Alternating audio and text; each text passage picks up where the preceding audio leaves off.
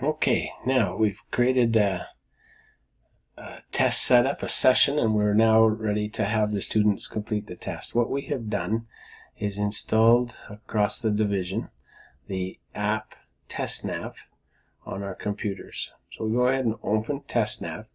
Now this is only to be used for actually administering the test. So you have your list of students with their logins and passwords, or you have already given all of the students their information. In the previous video we took a look at that, and we know that the username is the student ID number. So we enter that username, and every time there's a new test for that student, the program generates a unique password for that specific test.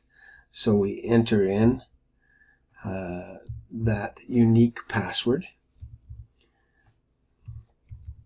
and sign in, and it is loading, and we know that we have an active test because we have three in this instance. Every box that is blue is an active test, and so we know that the listening test has to have a reader accompanying it, so that document that you read to the students is accessed on the website, and information on that is on another video and in your documentation.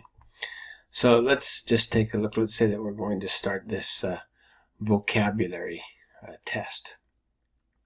So we'll go in and launch that, and it closes out everything else in the screen. The only thing the student can see is the test.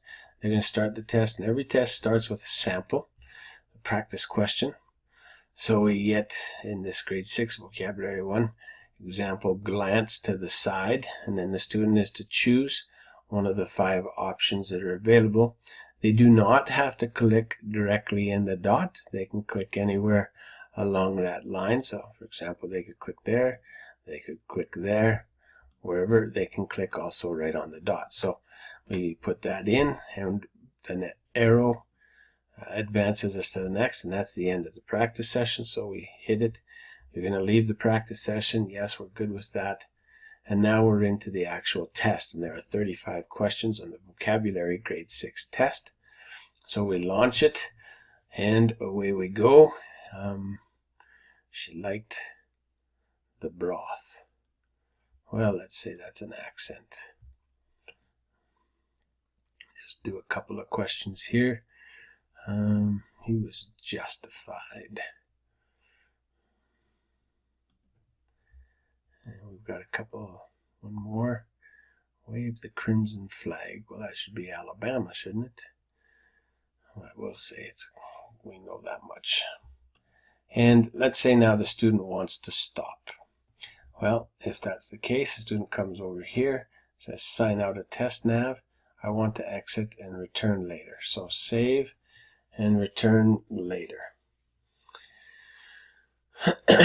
Now, if the student were to sign back in, and at this any time, and the teacher has not gone back into the system to allow them to sign back in, this is what's going to happen. They've got to enter their information.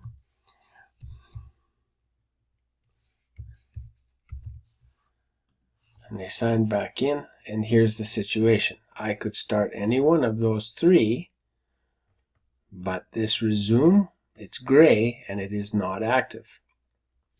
So what has to happen? Well, from a teacher point of view, the teacher has to log in, and they go to their sessions, and in their sessions I scroll down. I was in this session right here, and I view the students, and what I can see is that I have a test in progress. Down here, student exited, and so I must go in and click resume, and it has now been resumed. Okay, so now I switch back to my test. Now the student would not see all of that, obviously, but the student refreshes the screen. There it is, and it says resume. And if I were to click on that and come back into it, it'll take me right to the question that I was on.